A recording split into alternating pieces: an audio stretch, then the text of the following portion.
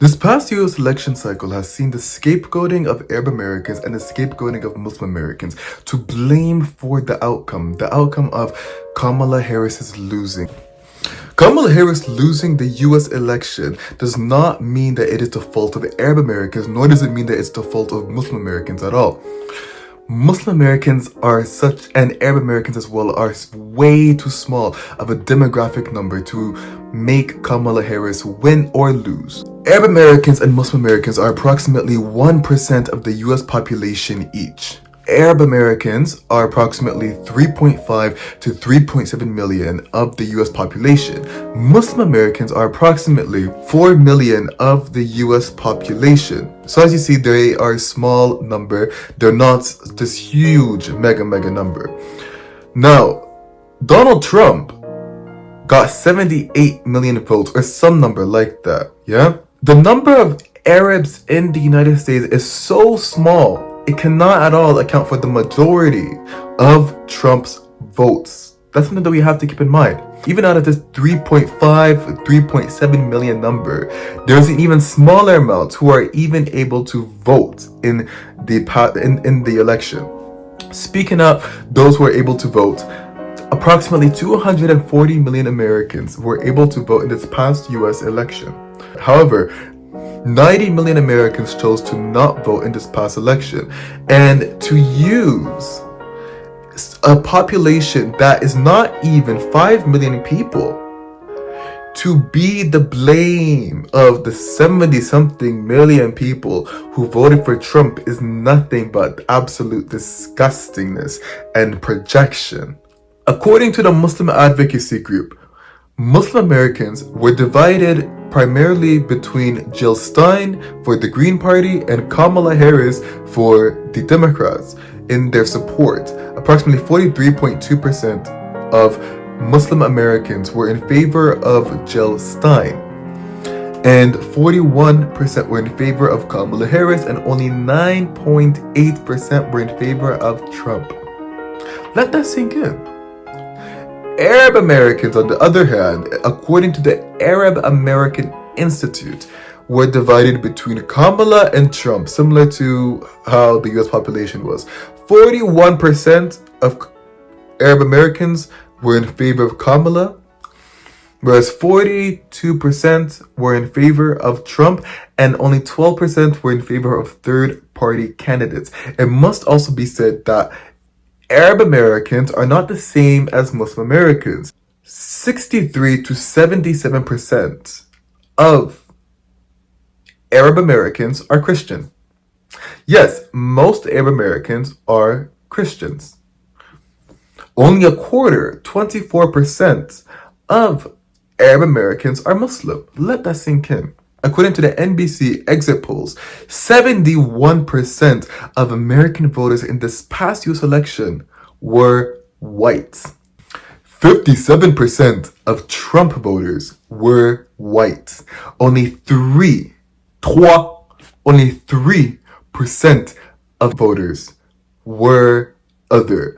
Other as in non-Black American, non-white American, non-Hispanic American, non-Asian American identifying, which is where most Arab Americans would fall under, the other category.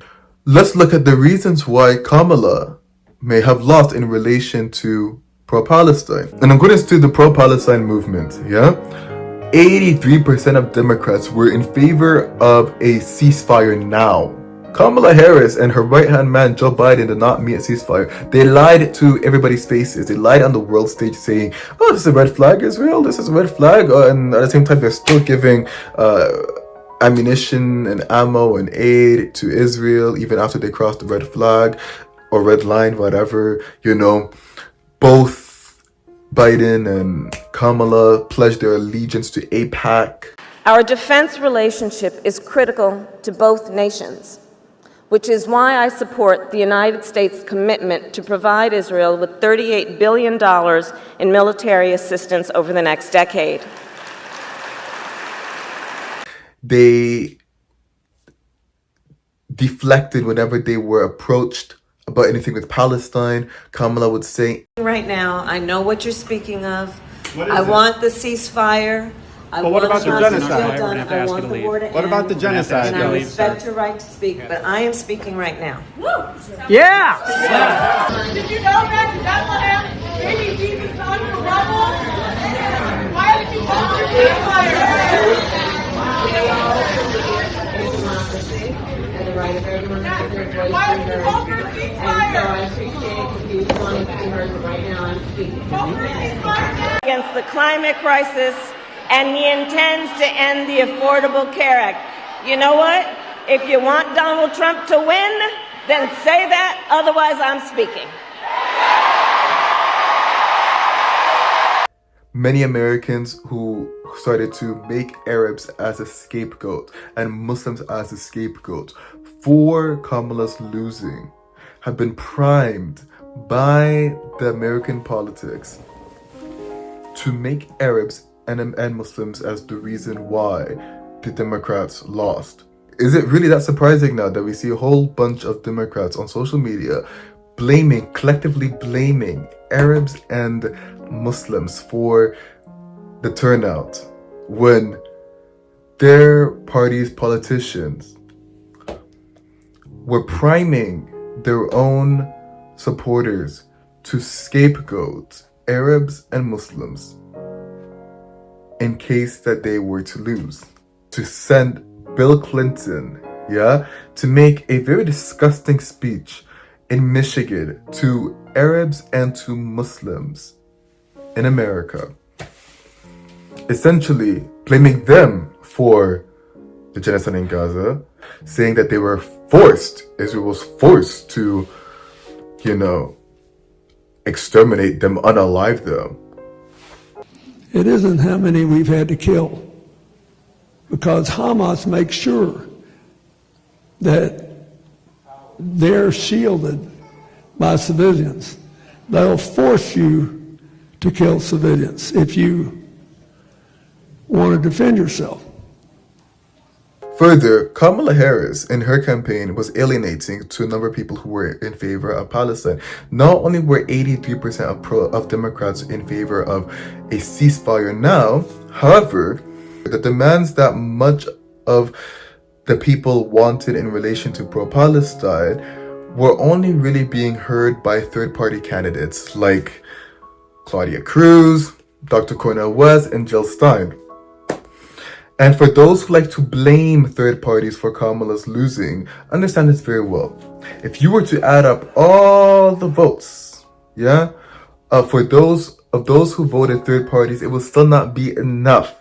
It will still not be enough for Kamala to win. It will still not be enough for Kamala to win. So take up your disgruntle, with the white Americans who voted for Trump, as they constitute the vast majority of Trump's voters, 57%, instead of taking it out on such a small minority of people who barely make up 1% of the American population. And not only that, but to go so far as to be like, Kamala lost, we're not going to support Gaza, we're not going to support Palestine. It's just completely nonsensical. Not only that, but you are punishing a people who can't even vote in your elections. Palestinians can't vote in your election. Gaza is in West Asia. Gaza is in the Middle East, near the Mediterranean Sea, Egypt, Lebanon. It's not in, it's in Palestine. It's not in California. It's not in Texas. It's not in Florida. It's not in New York. It's not in Ohio. It's not in Kansas, And understand this as well. If Kamala Harris really wants a ceasefire now, her and Joe Biden have 2 months left in office. They can, with one phone call, end this horror. But as The Guardian has reported, in November, the month of the US election, Gaza has received a very, very low aid, very low food trucks at levels that have not been seen since the beginning of the escalation, i.e. the extermination, the genocide.